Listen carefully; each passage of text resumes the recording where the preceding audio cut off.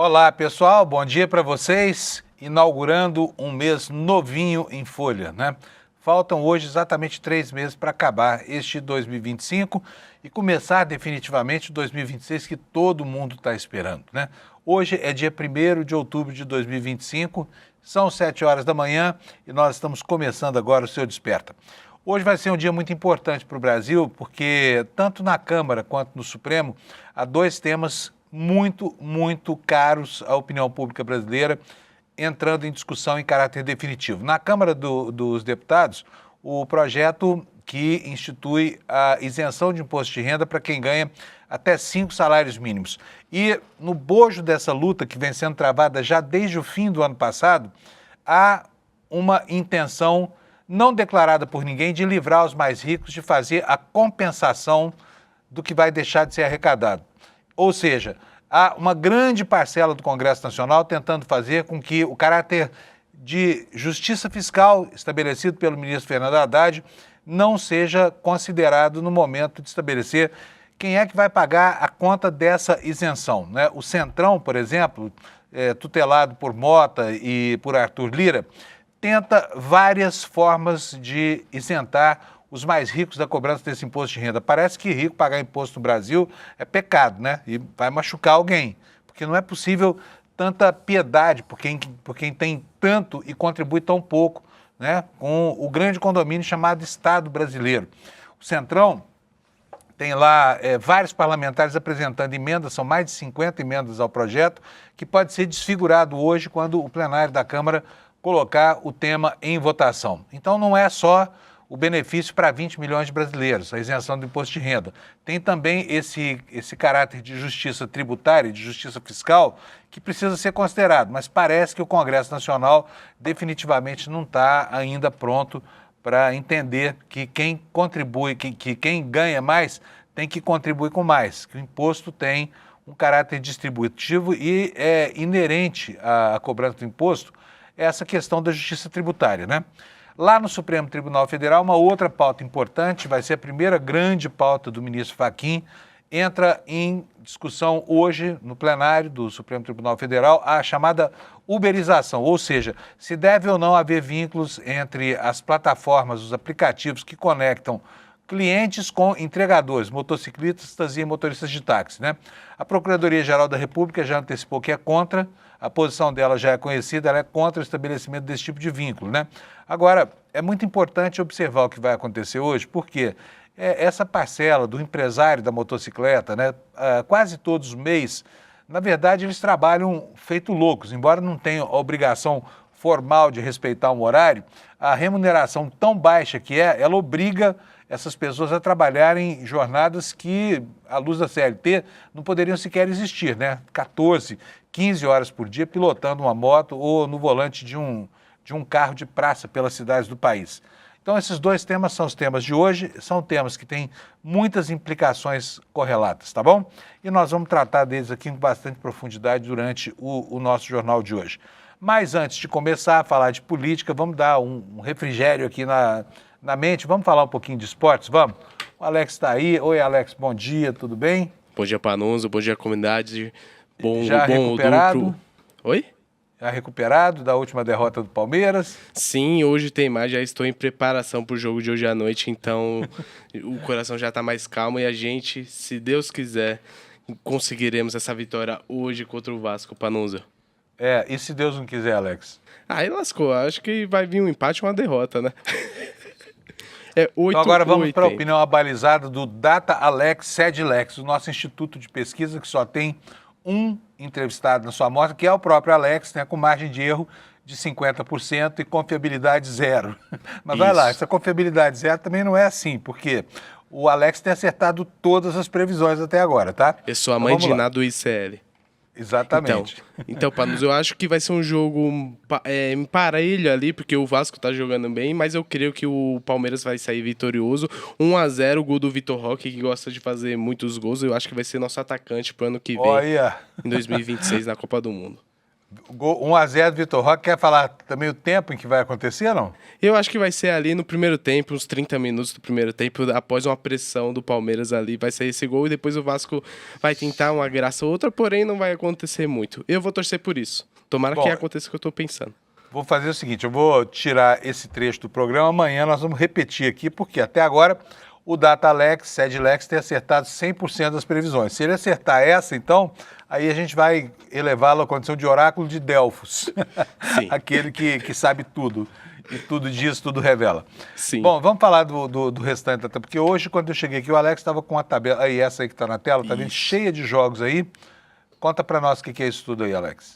Então, Panunzio, a 26ª rodada começou ontem. Eu mesmo fui pego de surpresa, porque eu não sabia que tinha jogo ontem. Tanto que eu tinha colocado no desperto de ontem, porém, teve esse jogo, foi um jogo bem apático, um 0-0 ali. Tanto que o Atlético Mineiro acertou apenas uma vez o gol do Juventude.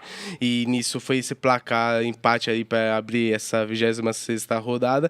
E hoje teremos os jogos entre Mirassol e Red Bull Bragantino, Palmeiras e Vasco, Sport e Fluminense, Internacional e Corinthians, Botafogo e Bahia, e para finalizar teremos Santos e Grêmio na Vila.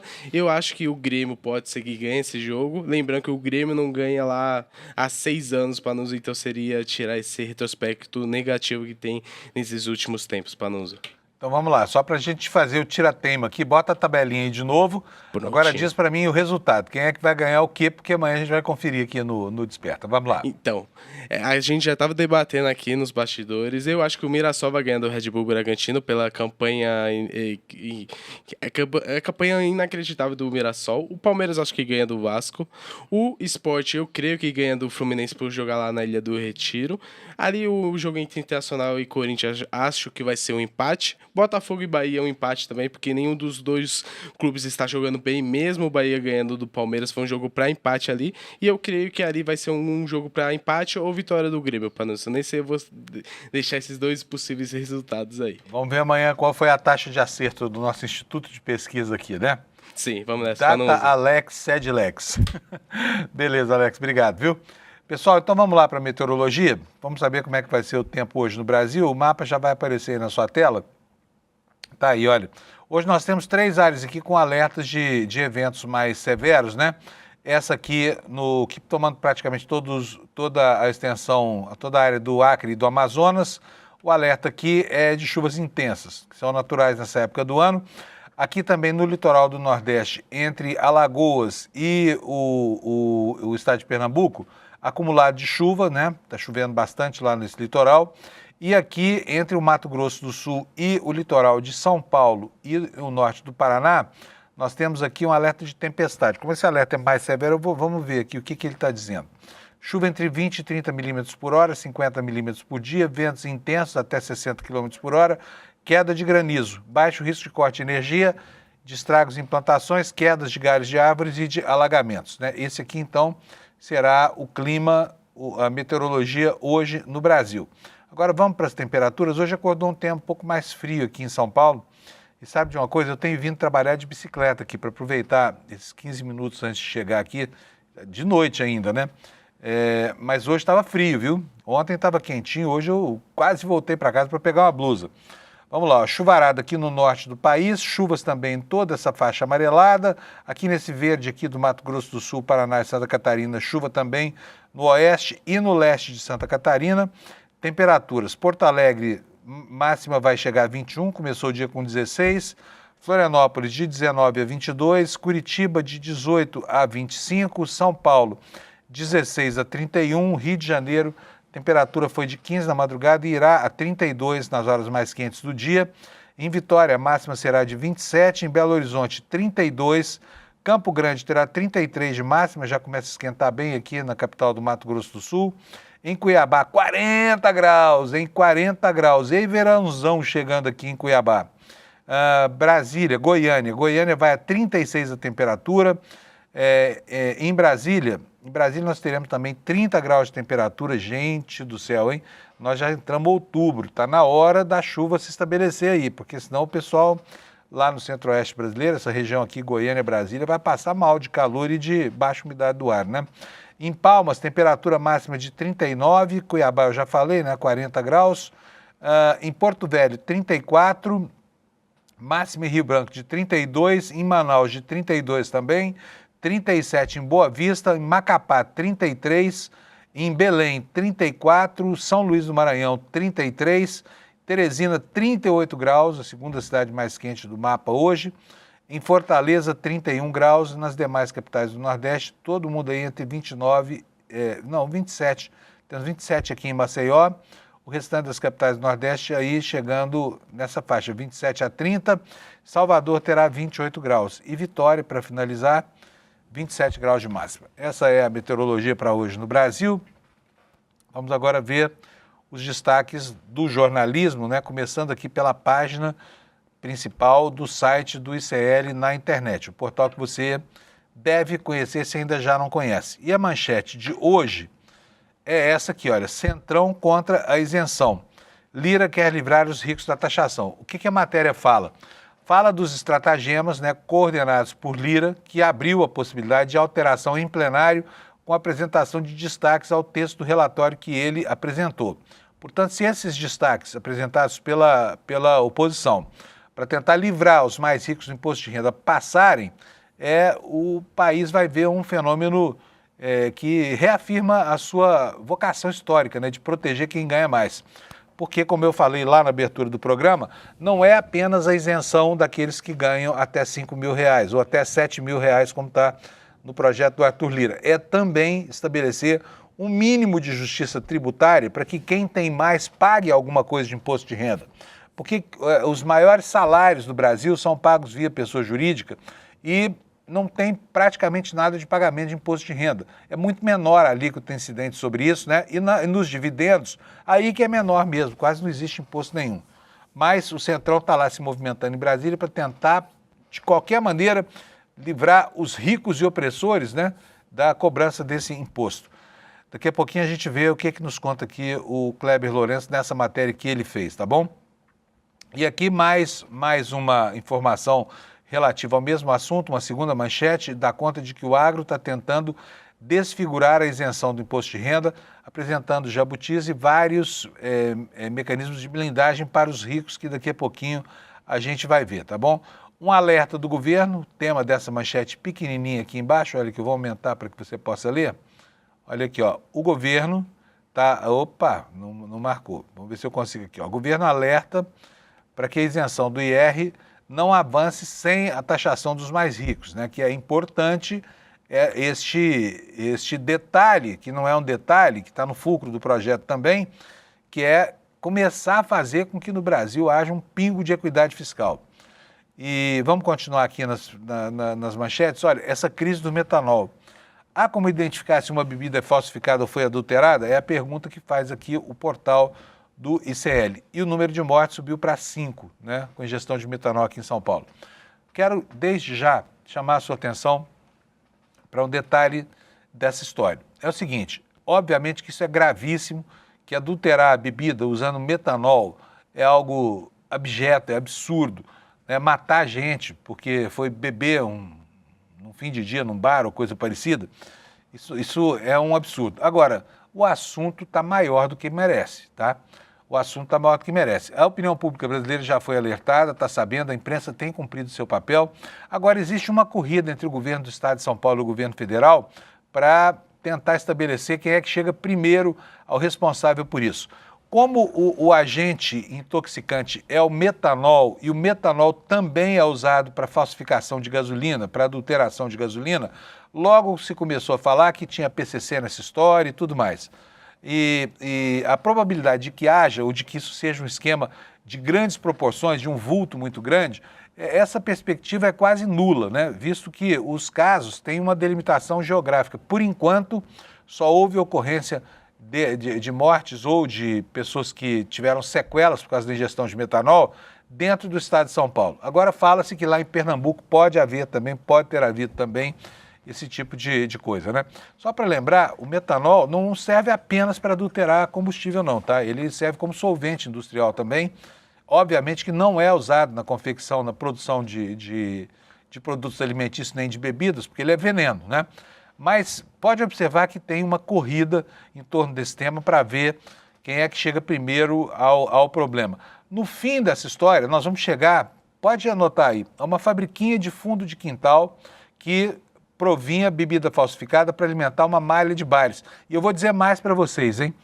Os donos de bares de São Paulo e do Brasil inteiro sabem muito bem o tipo de bebida que estão comprando, tá? A falsificação é um clássico, né, nesse mercado, porque é muito mais barato vender aquilo que supostamente seriam grandes rótulos, né, que custam quase nada, né? Então, esse é um velho expediente que praticamente todo dono de bar sabe, tá? Porque a falsificação graça pelo país.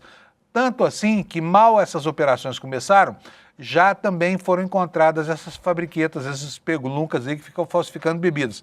Ainda sem nenhum vínculo com esse processo, tá? Quer dizer, já se sabia onde era o problema, mas faltava um impulso para que as coisas começassem a acontecer. De qualquer forma, né, a gente precisa enfrentar esse risco.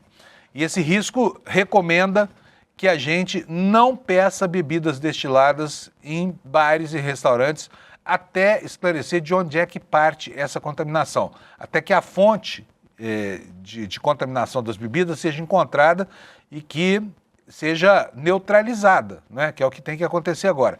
Então, quando você for a um bar, um restaurante, for a uma balada, não peça drinks, tá? Não peça bebidas destiladas sem ver as garrafas, tá? Tome bebidas engarrafadas por companhias confiáveis, tá? Tome vinho, tome cerveja na lata e você não estará sujeita a esse tipo de risco, tá? Por enquanto, esquece a caipivódica, esquece a caipirinha e lembre-se, só bebidas caras são falsificadas. Ninguém falsifica cachaça, tá? Por quê? Porque a cachaça é barata. Então, não tome bebidas destiladas por enquanto, até a gente saber de onde é que vem isso aí. Enquanto o governo federal e o governo estadual continuam se digladiando aí para estabelecer quem é que vai desvendar o mistério desse crime bárbaro que está acontecendo, tá? Aqui nas manchetes secundárias, nós temos aqui, olha, várias manchetes sobre política hoje no nosso site aqui no ICL. Essa aqui diz o seguinte, olha, Lula fala em rusgas, mas elogia o Congresso após vetar as mudanças na lei da ficha limpa. Vetos do Lula vão fazer com que políticos efetivamente continuem ficando 2 eleições sem disputar, impedidos de disputar, porque estão em curso na lei da ficha limpa, né? Caso caia a contagem de prazo e ela passe a valer a partir da diplomação do parlamentar, ele vai ficar só uma eleição sem disputar, né? E fez muito bem o Lula de vetar, porque é um absurdo que gente que se comporta mal com o voto do eleitor tenha o privilégio de continuar disputando eleições, né? Gente, inacreditável. Tá vendo essa senhora aqui? Olha só, ela é vereadora de uma cidade lá no Amazonas. Vocês não imaginam a bobagem que essa senhora falou. Eu vou até pedir para o Alex para a gente antecipar a exibição, porque me caiu o queixo a hora que eu vi isso de manhã. Como é que pode, no pleno século XXI? Alex, roda para nós, por favor, aí o vídeo dessa senhora. Eu digo com toda sinceridade, eu aprovo, eu sou a favor da violência contra a mulher. Sim, quando o homem bate na mulher, eu aprovo. Mas eu também sou contra, como mulher. A mulher também tem mulher que merece apanhar. Tem sim. Sabe por quê? Às vezes eu já presenciei casos que a mulher se bate ela mesma para condenar o homem. Eu já presenciei. E o vereador Pedro Paes aqui, ele veio nesta tribuna, vereador, o senhor não ofendeu a vereadora Jéssica. O senhor apenas levantou seu modo de falar, todo mundo tem um modo de falar. E ela simplesmente, se coloca na lei contra a violência contra a mulher. Gente, não é um absurdo, ouviu? Da boca de uma mulher, uma política, né? Essa senhora é vereadora lá no Amazonas, o nome dela é Betinha, tá? Ela é do município de Borba, no interior do Amazonas, tá? Depois se arrependeu do que disse, porque a repercussão foi péssima, né? Isso caiu na internet, viralizou. Enfim, a dona Betinha quebrou a cara, disse, eu não queria dizer bem. Como todo mundo que se vê em má situação faz, né? Mas uma lástima uma declaração como essa. Imagina como é que isso repercute na cabeça dos machões aí que acham que tem o direito mesmo de defender a sua honra, sua dignidade, espancando mulheres, né? Então, vereadora Betinha, péssima fala da senhora, coisa horrorosa. E depois desse absurdo, a gente vai continuar vendo aqui as últimas manchetes aqui na página do ICL, né? Gente, olha, vocês gostariam de comer carne moída com plástico? Pois é, está sendo servido para alunos das escolas de São Paulo, tá? E você gostaria de almoçar às 8h45 da manhã? Eu tem dia que saio daqui morrendo de fome, mas aí é a hora de comer o velho pão na chapa. Não é a hora de comer bifinho, arroz, feijão e fritas, né? Mas é o que está acontecendo aqui na educação no estado de São Paulo, tá? Escolas com plásticos, com carne moída com plástico, caixa d'água suja e também um almoço bem precoce às 8h45 da manhã. Imagino que o jantar deva ser servido aí pelas 11h30 da manhã, né? E aí o pessoal passa o resto do dia passando fome, tá? Vamos lá, então. Vamos começar aqui detalhando as notícias, né? A primeira coisa, a primeira matéria, obviamente, que nós vamos tratar é essa matéria aqui, que fala sobre o projeto que vai pautar esse governo, projeto que não tem como não ser aprovado, mas cujas nuances podem acabar fazendo com que a conta seja enviada para a pessoa errada pagar, tá? E o que diz o projeto, o substitutivo apresentado pelo Arthur Lira? Ele prevê a isenção de imposto de renda para quem ganha até R$ 7.350. Essa isenção vai custar uma baba, né? Vai custar 20 bilhões, esse dinheiro tem que sair de algum lugar. A proposta do ministro Haddad previa a tributação de pessoas que ganham acima de 600 mil por mês, e quanto maior a renda, até chegar em R$ 1.200.000, a aplicação gradual de um percentual que chegaria até 10%. Nós estamos falando de 10%, é quase um terço, a terça parte daquilo que o trabalhador que tem renda alta, né, acima de 5 salários mínimos, paga obrigatoriamente, compulsoriamente na fonte, tá bom? E o Centrão não quer de jeito nenhum que os mais ricos paguem essa conta. Rico não pode pagar imposto no Brasil, é um absurdo. Que história é essa, cobrar de rico? Não, imposto é para pobre, para quem tem carteirinha de trabalho assinada, acorda às 5h30, 6 da manhã para trabalhar, pega ônibus e aí no fim do mês desconta quase um terço do salário a título de cobrança de imposto de renda. Isso pode, mas cobrar de rico não pode. Vou ler aqui para vocês a matéria que o Kleber Lourenço deixou para nós no site do ICL. Ela diz o seguinte: o projeto de lei que amplia a faixa de isenção do imposto de renda até 5 mil foi concebido com uma premissa clara: ampliar o alívio para as camadas de baixa e média renda e, em contrapartida, fazer os mais ricos contribuírem mais, por meio de uma tributação mínima sobre a faixa mais elevada de rendimentos. Essa lógica buscava equilibrar a arrecadação e, ao mesmo tempo, reforçar a ideia de justiça tributária, um dos compromissos centrais do governo. O relator do projeto, o deputado Arthur Lira, do PP de Alagoas, faz, no entanto, um jogo duplo. Durante uma reunião com integrantes da Frente Parlamentar do Agronegócio, ele disse o seguinte: ninguém vai se posicionar contra a isenção, nenhum deputado vai votar contra, como parece óbvio, porque não terão coragem. Mas deixou aberto um caminho para que a taxação dos ricos seja alterada pelos deputados, repassando a compensação depois para cortes nas áreas sociais do governo.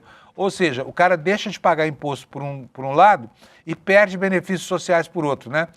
Fazendo retornar ao mesmo destinatário do benefício, né, o ônus por mantê-lo, né? Vamos lá, olha, há dúvidas quanto à compensação que deve ser discutida no plenário, disse o Arthur Lira. Ou seja, não vamos falar aqui ainda, estou prevendo aqui que vai ser como o governo quer, mas lá no plenário vocês mudam, tá bom? Diz aqui o Kleber Lourenço na reportagem no nosso site: até agora já foram apresentadas mais de 50 emendas ao texto original, revelando a intensidade da disputa política em torno da matéria. O projeto está previsto para ser votado no plenário da Câmara hoje, no dia 1º, hoje, em meio a uma forte pressão do Centrão para que seja aprovado sem a taxação dos ricos como medida compensatória. A ofensiva mira diretamente a contrapartida pensada pelo Ministério da Fazenda e abre espaço para alternativas que distorcem ou reduzem o objetivo inicial do governo, esse de estabelecer um mínimo de justiça tributária no Brasil, né? Quem são os autores dos destaques e o que eles preveem? Diego Garcia, ele quer cobrar das bets, né? Embora a ideia não pareça ruim, porque afinal de contas as bets são um câncer aí, né, que está maltratando o nosso tecido social, isso é feito só com o objetivo de isentar essa parcela mais privilegiada da população. Grandes advogados, né, comunicadores sociais que ganham uma fortuna, médicos, esse é o pessoal que está fazendo lobby contra. O que o Diego Garcia quer? O Diego Garcia, do Republicanos, apresentou 2 emendas centrais.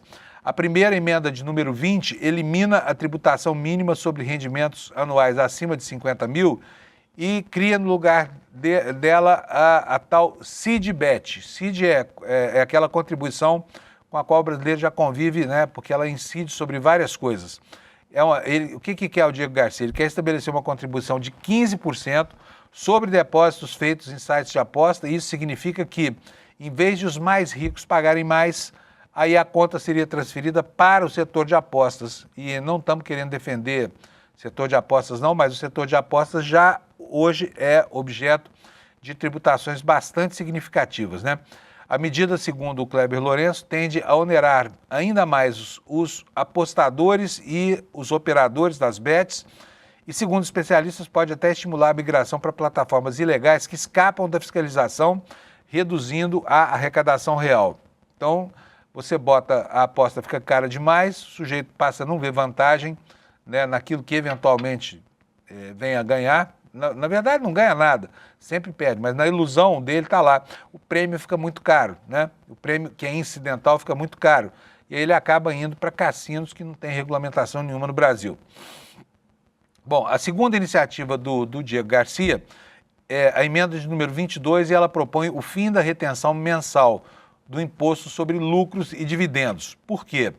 Olha só, esse mecanismo existe para antecipar uma parte da arrecadação e para reduzir a sonegação fiscal, garantindo que contribuintes de renda mais alta paguem ao longo do ano, em vez de concentrar tudo no único dia do ano, que é o dia do vencimento do imposto de renda pessoa física, né? Derrubar a retenção, segundo a matéria do ICL, significa abrir espaço para a postergação, aumentar a margem de manobra e beneficiar diretamente quem concentra grandes rendimentos lá no topo da pirâmide. Mendonça Filho, Mendoncinha. Como é que é a emenda do Mendoncinha? Ele protocolou a emenda número 51, suprime o artigo 6º, né, que trata da retenção mensal na fonte sobre lucros e dividendos, transferindo a apuração do imposto a ser pago para o ajuste anual, ou seja, o momento da declaração do imposto de renda.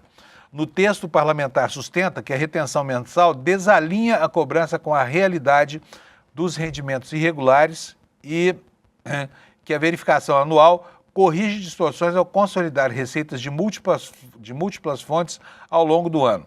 Tese apresentada como mais aderente à capacidade contributiva de quem recebe de forma concentrada ao longo de alguns meses. Que mais? Comissão de Agriculturas. O que é a Comissão de Agricultura? Isso aqui é o pior de tudo. Essa história aqui porque aí é devolver a conta lá para quem está na base da pirâmide social, tá? O que a Comissão de Agricultura, que representa, né, os abastados produtores rurais brasileiros, está querendo? Apresentou a emenda 32 e essa emenda vai em uma outra direção com o mesmo resultado. Ela suprime totalmente a taxação dos mais ricos. Essa proposta manda o governo compensar a renúncia fiscal por meio de cortes de despesas do orçamento. O problema é que a medida não especifica quais as despesas que seriam cortadas, nem garante que os cortes sejam de fato permanentes. A Lei de Responsabilidade Fiscal determina que toda renúncia precisa vir acompanhada de uma compensação clara e definida na própria lei, não de uma promessa futura e vaga. Por isso, a proposta é considerada juridicamente frágil e, do ponto de vista prático, difícil de executar. Então, olha, ainda tem mais, hein? Cláudio Cajado. Cláudio Cajado. Esse aqui você conhece, só para lembrar, quem é Cláudio Cajado? Foi o relator do projeto da PEC da bandidagem. Foi ele, esse homem. Agora, vamos ver o que ele está querendo aqui com relação ao imposto de renda, tá? A isenção do imposto de renda até 5 mínimos. Ele optou por mirar um outro alvo, as instituições financeiras. Pela emenda 39, ele propõe um adicional de 5% na CSLL, que é a contribuição social sobre o lucro líquido, para bancos e financeiras que tenham lucro de mais de 1 bilhão por ano. Portanto, os outros fintechs, por exemplo, que não chegam a isso, ficam livres de ter que pagar essa contribuição. Embora a medida tenha mais viabilidade técnica e represente uma fonte real de arrecadação, muda o espírito original do projeto, porque em vez de tributar pessoas físicas de alta renda, ela desloca a cobrança para empresas do setor bancário. Assim, preserva os bilionários e desvia a narrativa de justiça tributária entre os indivíduos para uma disputa setorial.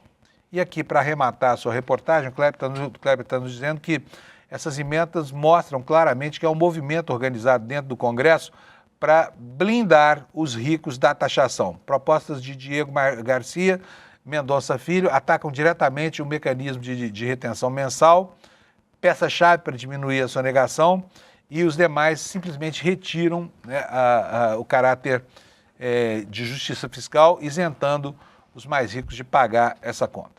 Tá bom? Então é assim, isso tudo hoje à tarde no plenário da Câmara, se tudo der certo lá, esse assunto finalmente vai à votação. E só lembrando que o Senado já aprovou um outro projeto relatado pelo senador Renan Calheiros, que tem o mesmo objetivo, né? Portanto, se a Câmara, por acaso, for objeto de um movimento de obstrução, ou se a obstrução já anunciada pela oposição mais xiita do governo, se essa oposição conseguir obstruir hoje, tem mais esse projeto do Senado para pressionar a pauta da Câmara, tá bom? Vamos para a próxima notícia aqui. Ainda relativa a isso, o governo está trabalhando nos bastidores para tentar aprovar a sua proposta, né? E temos aqui essa matéria: o governo alerta que a isenção do imposto de renda não pode avançar sem a taxação dos ricos. Mais uma vez, o grande Kleber Lourenço aqui nos explicando o que está passando lá em Brasília. O Palácio do Planalto consolidou um posicionamento firme para conduzir a votação da isenção do IR até 5 mil. O benefício só se tornará realidade se vier acompanhado de medidas compensatórias. Lógica apresentada pelo governo é direta: sem novas fontes de arrecadação não há como cumprir o arcabouço fiscal e a proposta perde a validade. Essa mensagem vem sendo repetida em reuniões de líderes, entrevistas e documentos oficiais, de forma a tornar cristalina a vinculação entre isenção e sustentabilidade das contas públicas. O discurso oficial tem clareza em 2 pontos. De um lado, mostra que o governo está comprometido com o alívio tributário da população de mais baixa renda, grupo que historicamente é o mais penalizado, né? E de outro lado, deixa evidente que esse avanço não pode ser feito à custa da irresponsabilidade fiscal. Assim, quem tentar enfraquecer ou barrar as compensações assume o ônus de travar uma medida de amplo alcance social. É o que nos conta aqui o Kleber Lourenço, né? E agora, pessoal, lá vamos lá para a pauta de votação do Supremo Tribunal Federal. Hoje vai haver a votação, o início do julgamento, aliás, da questão da uberização. É muito importante isso aqui. Como se sabe, o então presidente Michel Temer, ele estuprou a legislação trabalhista no Brasil. Acabou com a base de contribuição sindical e criou a condição legal para essa uberização que está acontecendo e que vem sendo questionada, né? Inclusive com posições muito severas do Tribunal Regional do Trabalho no Brasil, dando ganho de causa às reivindicações dos motoristas e motociclistas de aplicativo. Mas o assunto chegou ao plenário do Supremo e tem lá mais de 50 milhões de ações esperando o julgamento desse tema, que começa hoje lá no Supremo Tribunal Federal. Vou pegar aqui uma informação da Agência Brasil para vocês, está aqui, olha: uberização, a PGR é contra o vínculo entre motoristas e plataformas, né? Vamos ver o que nos diz aqui a informação, que é, na verdade, da Agência Brasil, órgão de informação oficial do governo federal. A Procuradoria-Geral da República é contra o reconhecimento de vínculo trabalhista entre motoristas de aplicativos, e vou colocar aqui também motociclistas, né, e as plataformas digitais. O parecer da PGR foi enviado ao Supremo nesta terça-feira, ontem, né, na véspera do início do julgamento dessa ação na Corte. Os ministros vão decidir a partir de hoje se há ou não há vínculo trabalhista entre motoristas e empresas ou motociclistas e empresas no tema que ficou conhecido como uberização das relações de trabalho. Segundo a PGR, as decisões anteriores do próprio Supremo não reconheceram a relação formal de empregado e empregador. O julgamento trata de 2 ações, uma movida pela RAP e outra movida pela outra. Na verdade, são dois recursos, né, que contestam decisões da Justiça do Trabalho que reconheceram esse vínculo. Os relatores das duas ações são os ministros Edson Fachin e Alexandre de Moraes, que tomaram posse como presidente e vice-presidente do Supremo Tribunal Federal nesta segunda-feira. Então, para quem está esperando muito desse julgamento, já está aqui a informação de que vem da PGR uma posição contrária àquilo que parece ser o critério de justiça social, que é o reconhecimento do vínculo, né? E o estabelecimento de garantias para que essa gente possa ter um mínimo de retaguarda para tocar a sua vida profissional. Não estamos nem falando de um máximo, não estamos falando de 13º, nada disso. Se houver o reconhecimento do vínculo, tudo isso passa a ser contado a favor dos motoristas de aplicativo, mas é muito improvável que isso aconteça, né?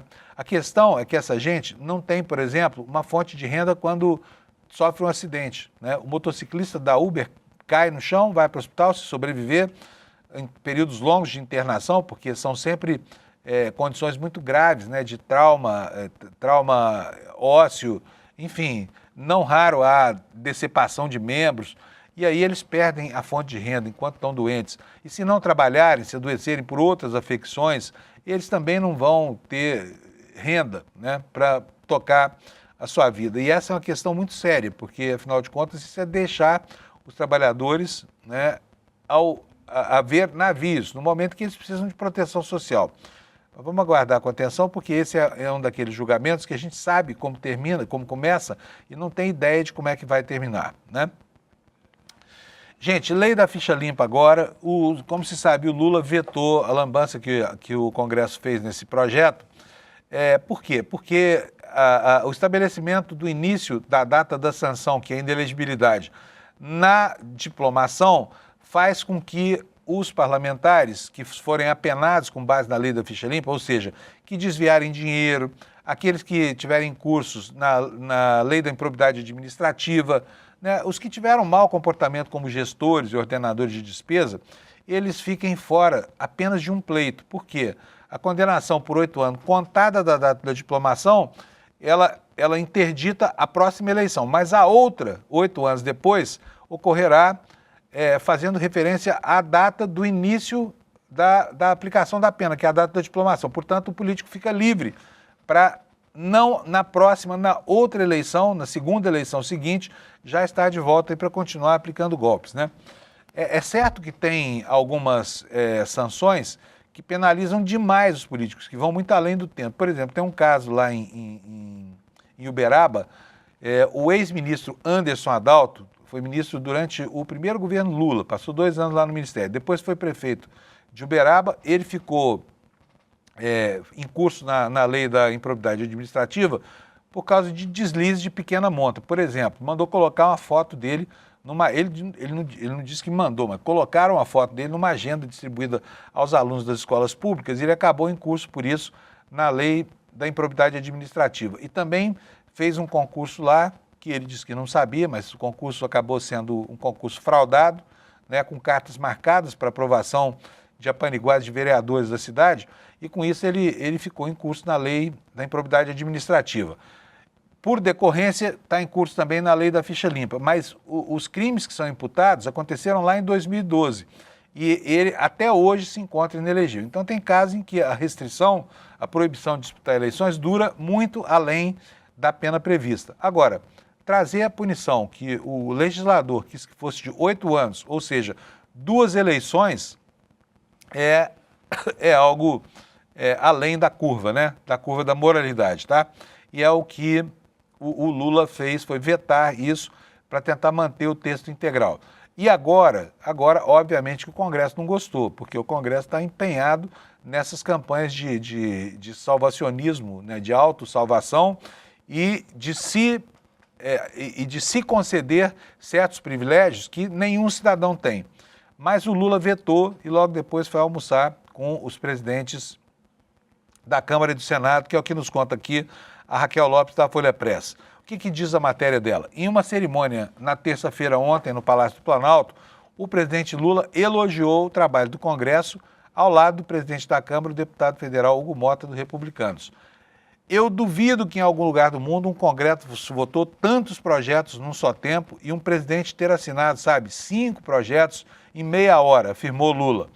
Às vezes a gente tem rusgas, às vezes tem divergências, mas na essência o Congresso aprovou tudo o que precisávamos que fosse votado, disse o Lula, e o Mota, por sua vez, afirmou que o Legislativo é amigo do povo. Super amigo. Só para lembrar aí, 2 semanas atrás, nós estávamos aí nas ruas e o bordão do movimento era Congresso inimigo do povo. Então, o Hugo Mota está querendo dizer que o Congresso é amigo do povo. Na verdade, não tem dito, não tem se provado essa máxima que não é verdadeira, Mas vamos lá. Feita durante a sanção de 5 projetos de lei no Palácio do Planalto, a declaração ocorre um dia depois de o presidente da República, em uma derrota do Congresso, ter vetado parcialmente o projeto que flexibilizava as regras da lei da ficha limpa. Ocorre também dias após Lula ter classificado a PEC da blindagem aprovada na Câmara de equívoco histórico e de vergonha nacional, como de fato é, Na ocasião, Lula agradeceu Gleisi Hoffmann, ministra da Secretaria das Relações Institucionais, que tem trabalhado na relação entre os poderes. O presidente aproveitou a oportunidade para dizer que todas as pautas relevantes para o governo foram aprovadas pelo Congresso. A declaração foi feita durante a sanção de 5 projetos de lei, entre eles o Plano Safra e a lei do PRONAF, que é o Programa Nacional de Fortalecimento da Agricultura Familiar. O presidente esteve ao lado de Hugo Mota, Gleisi Hoffmann, Macaé Evaristo, ministra dos Direitos Humanos, Paulo Teixeira, ministro do Desenvolvimento Agrário e Agricultura Familiar, e Osmar Júnior, que é ministro substituto do Ministério do Desenvolvimento Social. Diz que poucas vezes na história o governo teve uma relação tão exitosa com a Câmara e o Senado como vem acontecendo. Lula disse o seguinte: às vezes a gente tem rusgas, às vezes tem divergências, mas na essência o Congresso aprovou tudo o que precisávamos que fosse votado, Hugo Mota disse que o Congresso, ao votar as pautas de combate às desigualdades, mesmo em meio a tantas divergências, que são base da democracia, demonstra o quanto o Congresso tem sido amigo do povo, O que ele disse? Em apenas alguns dias, a Casa aprovou todas as 5 matérias assinaladas, dando prova da sua disposição de ouvir a sociedade civil e de seu compromisso com a formulação de políticas que trazem benefício concreto à vida de quem mais precisa. Foi o que disse aqui o Hugo Mota. E o Lula ainda afirmou aqui, só para complementar a informação, que a PEC da blindagem foi um equívoco histórico.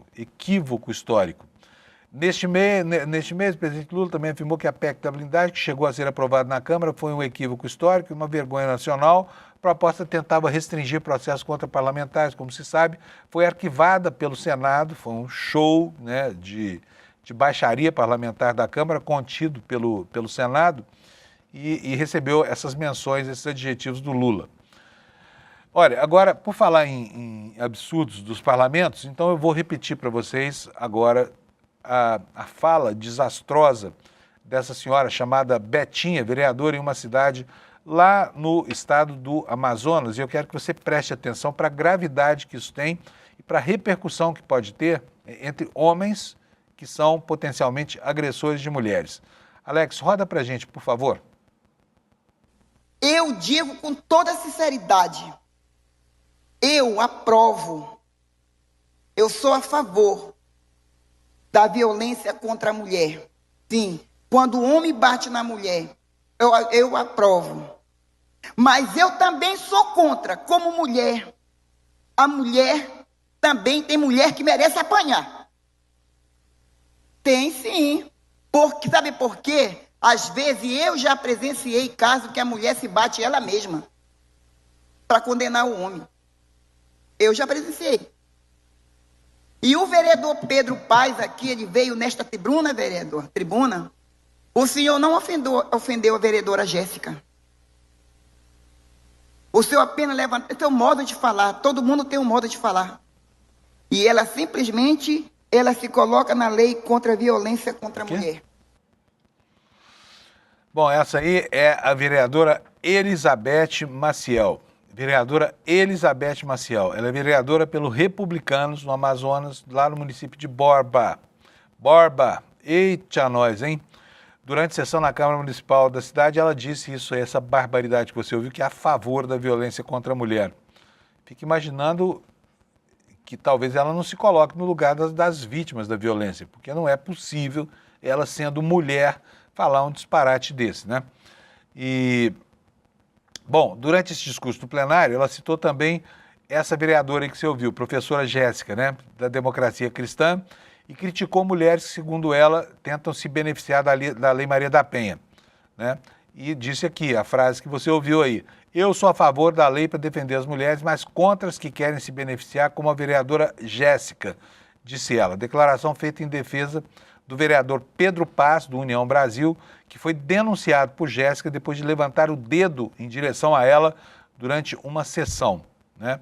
Aí, o que fez a dona Betinha? Viu, a merda que tinha falado e se arrependeu, obviamente, né? É engraçado como as redes sociais funcionam como uma espécie de chave de ignição da consciência crítica das pessoas, da consciência moral das pessoas. E foi o que aconteceu com essa senhora aí. Só depois de ver a bobajada que falou, ganhar a repercussão que ganhou, foi que ela atinou para a gravidade da besteira que tinha falado, né?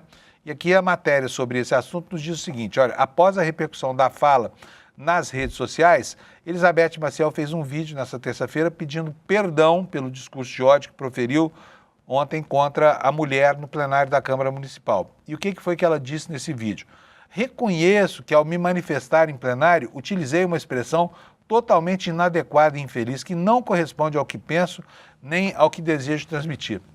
Bom, aí eu quero perguntar para você se alguma vez na sua vida você já falou alguma coisa de maneira tão eloquente que representa o contrário do que você pensa, num evento sério como esse, durante uma sessão numa Câmara de Vereadores, em uma cidade, um município, cujos edis, cujos representantes do povo foram eleitos pelo voto popular, né? Você já falou alguma vez algo em que você descrê?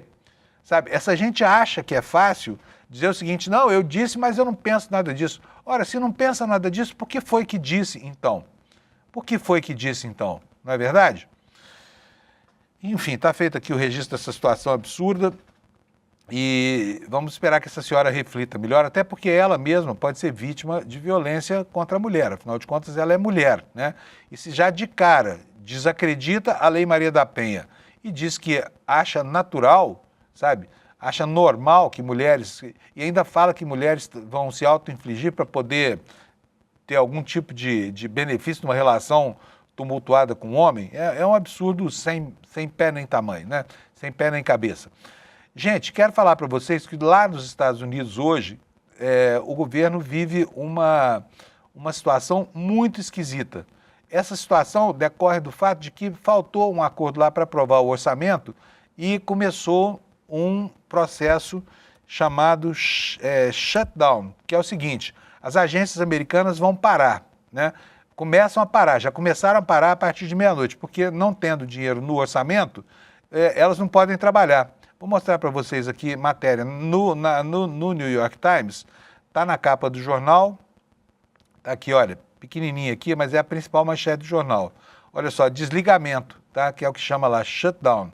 Entra em vigor durante o dia, sem nenhuma dica de que qualquer um dos lados cederá nessa negociação intrincada entre republicanos e democratas. Lá já aconteceu há algum tempo um shutdown desses aí, que chamam de desligamento, né? De 35 dias. Imagina só toda a máquina pública de um país complexo como os Estados Unidos parar durante 35 dias, né? Vou ler aqui para vocês a matéria que está no New York Times de hoje, para que a gente possa ter uma ideia da gravidade dessa situação. O governo fechou na manhã de quarta, ao meio-dia, em 1h30, a um amargo impasse de gastos entre o presidente. Fecha, né? A matéria traz o verbo no passado aqui, mas o verbo está no tempo errado na tradução, tá? No impasse entre o Congresso e o presidente Trump, né, e os democratas do Congresso, que vai interromper os serviços federais e deixar muitos funcionários federais em licença ou ameaçados de demissão. Foi a primeira paralisação federal desde 2019, quando partes do governo ficaram fechadas por 35 dias em um impasse entre os democratas do Congresso e o presidente Trump sobre a exigência do presidente de financiamento de dinheiro para financiar um muro lá na fronteira sul. Isso lá em 2019, você se lembra dessa história. Desta vez, a disputa é sobre a exigência dos democratas de que o presidente concorde em estender os subsídios de saúde que expiraram e restaurar os cortes do Medicaid, que é o pequeno SUS lá, um arremedo de SUS que ele tem lá nos Estados Unidos, que foram promulgados durante o verão como parte do principal corte de impostos e da lei de política interna de Trump.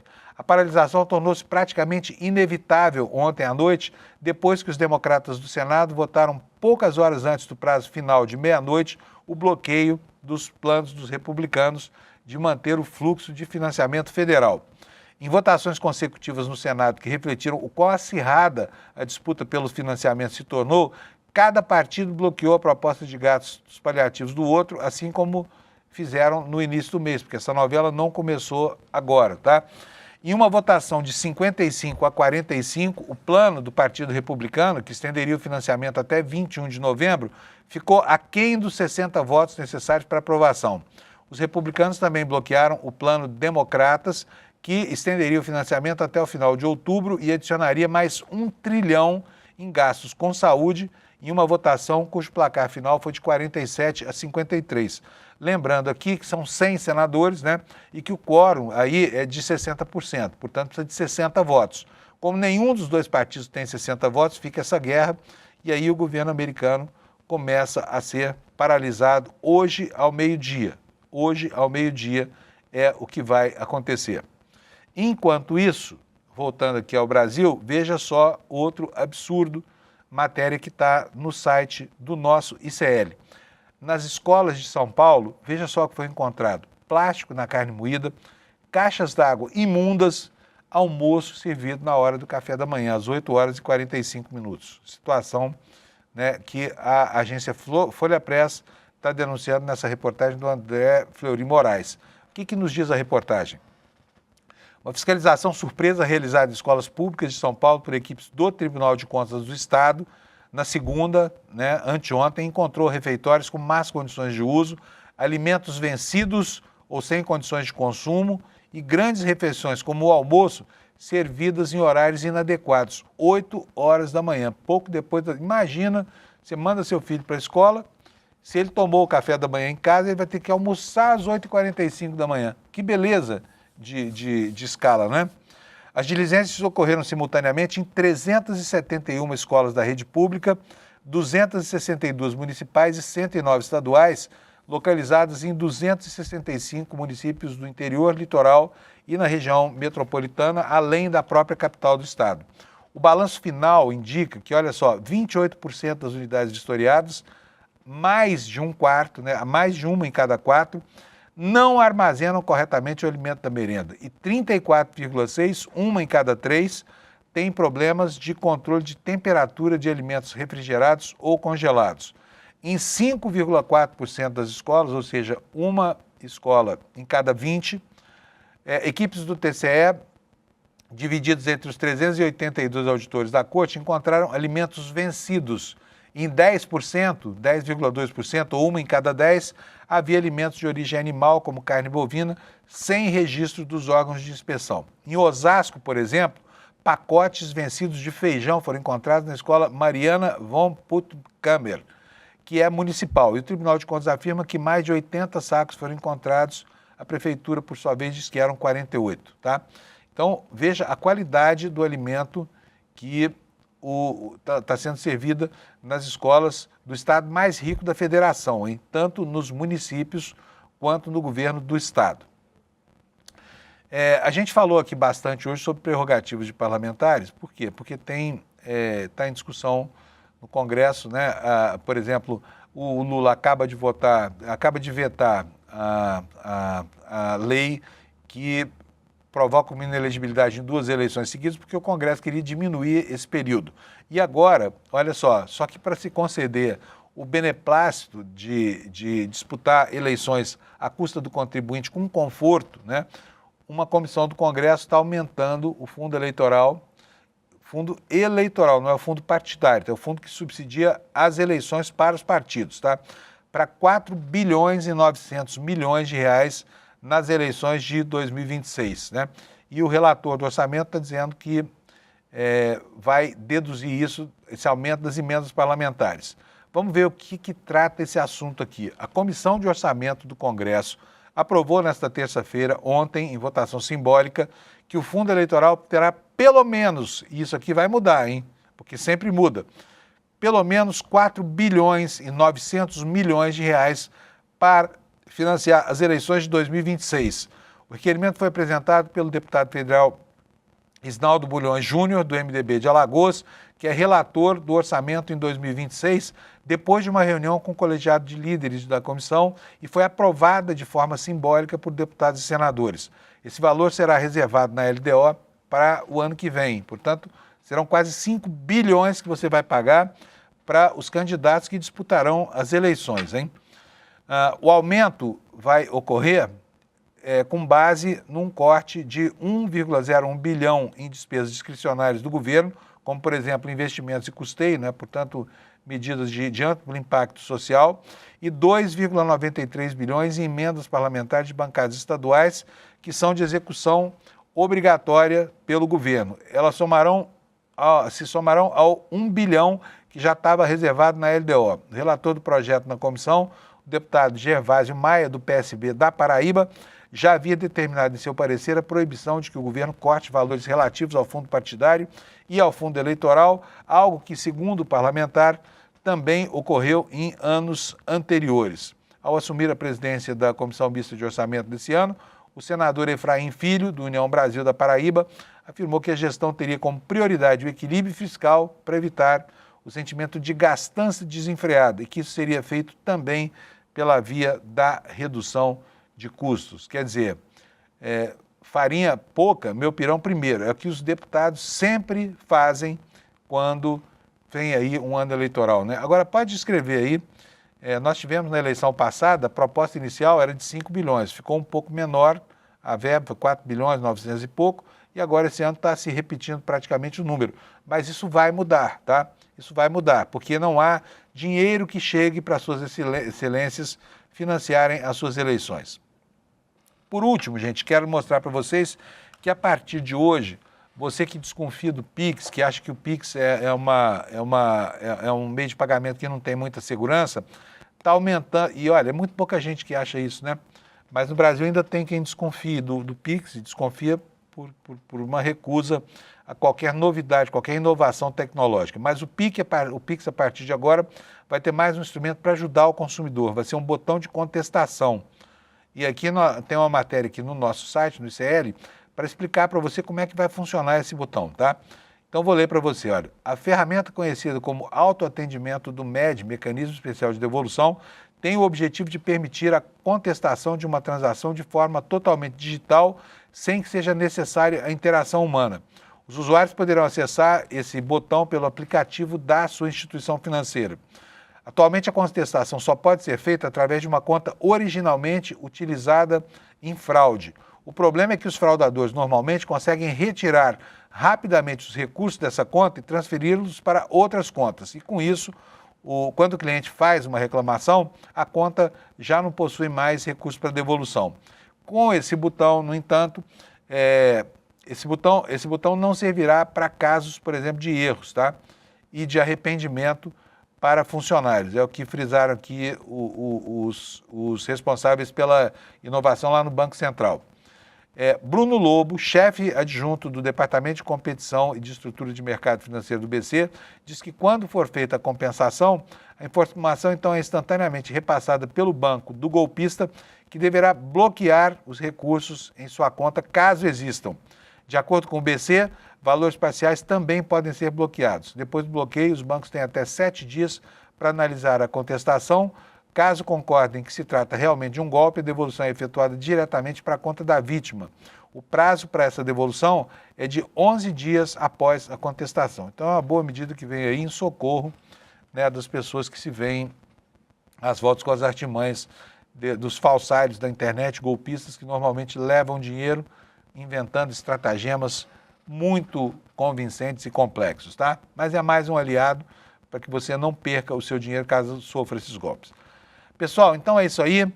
Eu só desejo ao final desse programa que você não perca essa iniciativa nossa aqui. Olha, vai para a Argentina, carajo, que é um documentário, mais um documentário do Eduardo Moreira, com direção da Juliana Baroni, agora feito lá na Argentina do Javier Milei, para saber o que de fato existe de concreto na economia argentina e o que é história para boi dormir no país dos irmãos nossos aqui, tá? Vai ser na quinta-feira, né? Vai ser no dia 9, portanto falta uma semana e 2 dias.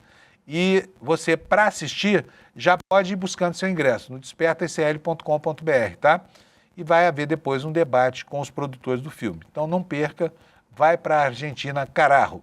E agora eu vou me embora, carajo, porque acabou a minha hora e vem aí o N1. Muito obrigado pela sua audiência. Amanhã às 7 da manhã estamos de volta aqui para mais um dia deste Brasilzão sem fim. Tchau, obrigado. Javier Milei está promovendo um milagre econômico na Argentina. Verdade ou fake news? Se for fake news, tem potencial para ser a maior fake news do planeta, porque Javier Milei está sendo usado como exemplo para vários países que querem impor as mesmas medidas para as suas populações. A gente foi lá investigar e produziu um dos documentários mais necessários dos últimos tempos. Vai para a Argentina, carajo! Uma alusão à frase que Javier Milei sempre repete. E no dia 9 de outubro, uma quinta-feira às 8 horas da noite, a gente vai estar junto para descobrir a verdade sobre a Argentina.